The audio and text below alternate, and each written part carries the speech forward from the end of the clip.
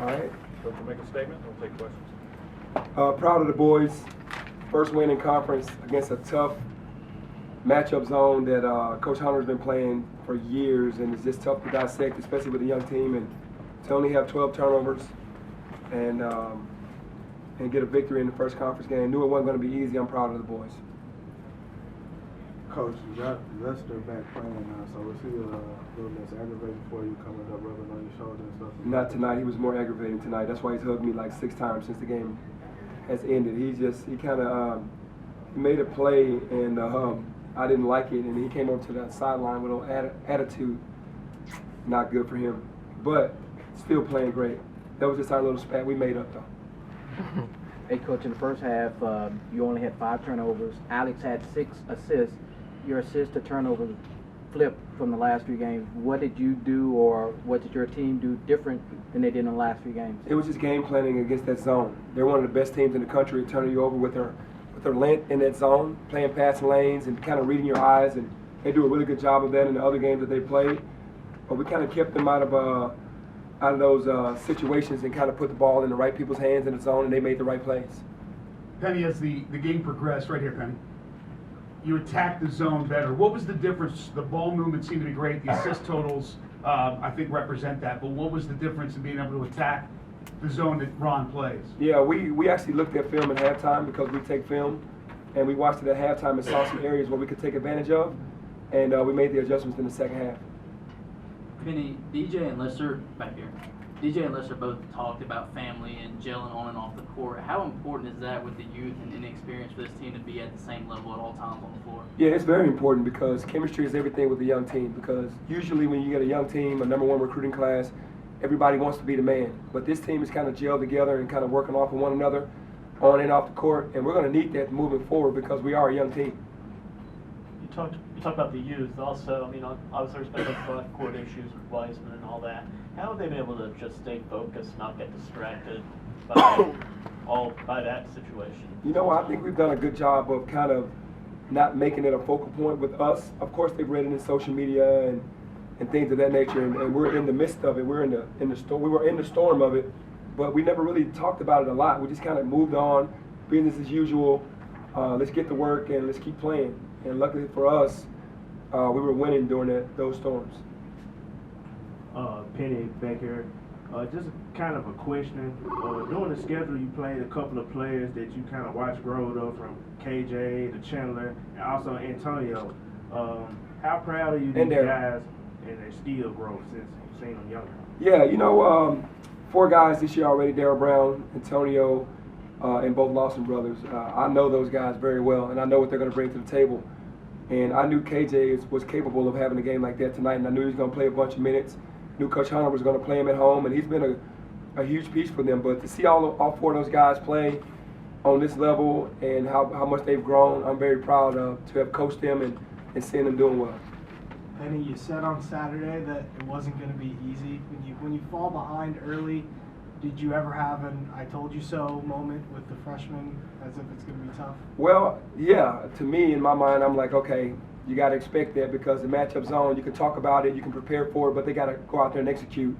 And the first group just wasn't ready, offensively or defensively. So we had to sub and bring the vets in. I'm saying vets and they're sophomores, but bring them off the bench and kind of slow things down and got back into the game. Coach, back here, you've got your final non-conference game coming up Saturday. What can you tell us about this Georgia team? Man, Georgia is scary because they played a tough schedule. They went to Hawaii, played Michigan State to the end. Anthony Edwards had 2 points at halftime and I think 34 in the second half. He's a guy that's very explosive. They have other pieces besides him, but he's a lottery pick, top 5 pick guy that's going to be ready for this game on the road at our building. Ton of people from Georgia coming down. I mean, that team is scary because they've already played against a lot of big teams already. They've had a tough schedule, so we got to be ready. Coach, I have a question. When Coach Hunter and KJ was in here, we spoke about how some of the fans booed KJ, and Coach Hunter stated that how he was pissed. KJ didn't really speak about it, got emotional. If that was you and one of your players in their hometown, the same thing happened, how would you have handled that? I mean, there's nothing that you can do to stop the fans from booing. I think that's unfortunate. KJ and Dietrich were both put in a situation with their father that they needed to move. And I know the fans thought that you can never blame the kids. I mean, it's just not, it is what it is. And then it's a family decision. And KJ didn't do it. All he did was do well while he was there at the University of Memphis. I think he was freshman of the year, his first year. I mean, come on, you got to respect that. And he's such a good kid. Like you said, he got emotional. He could have just brushed it off. But this is his hometown. He wanted to play well. And for the few fans that booed him, you know, that's a shame on you. You shouldn't do that to kids. Penny, what can you tell us on back here, Penny? Over here. I'm sorry. Those The lights. lights work, by the way. I don't know. Yeah, it's just the lights. No, Damien Ball's injury. What can you tell us? I think it's just a stinger, like in his shoulder. He got elbowed right on the top of his shoulder, and his arm went numb, and that's just basically just having a stinger. He was having an incredible game. 15 points, 6 assists, and 4 rebounds is a big game. When you look at where the team is right now, where do you think y'all have the most room for improvement? Where do y'all need to get better and what else? I think on-ball defense, we have got to get better, and then communicating. We don't talk. We just kind of switch out of just necessity, and there's no communication, and we get mixed up a lot out there. When you watch film, you'll go, wow, there wasn't a lot of communication. You can tell there's not a lot of talking. There's a lot of moving, but there's not a lot of talking. But obviously, communication and guarding the ball, off the ball, because they just went one-on-one the second half and got 15 free throws out of it, so can't have that happen. Coach, Alex Lomax had 6 assists in the first half.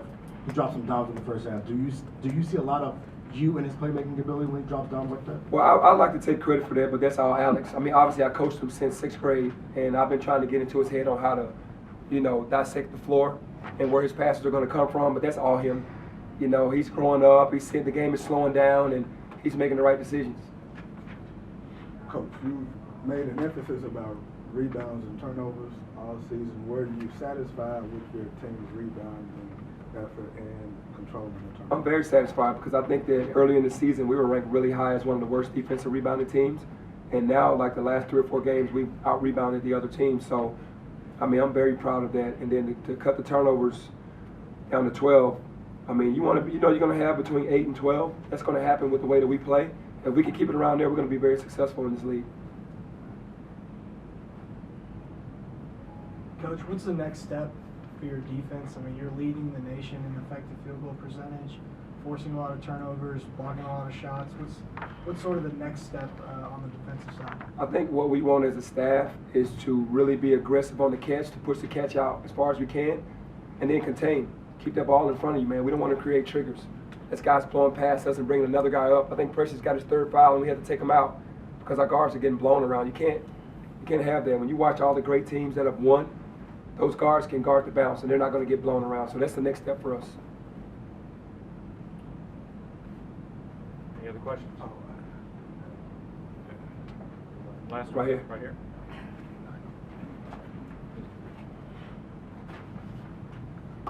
He had 5 players in double figures. Just speak about how a complete team win. Yeah, we have to do it by committee, man. And we got a ton of talent on this team. We're one of the deepest teams, if not the deepest in the country as far as talent from top to bottom. And we have to share the basketball. And those 24 assists are a product of 5 guys being in double figures. That's the way we want to see it. It makes us harder to guard when we move the ball, and guys on this team stepping up. And I'm proud of that for sure. This is one of our most complete games. Even though it was a tough game, it's one of our most complete games as a team because we shared the ball and we had 5 guys in double figures. Thank you. Thank you. Thanks, Coach. Happy New Year. Happy New Year. Yeah, Happy New Year. Hey, I get my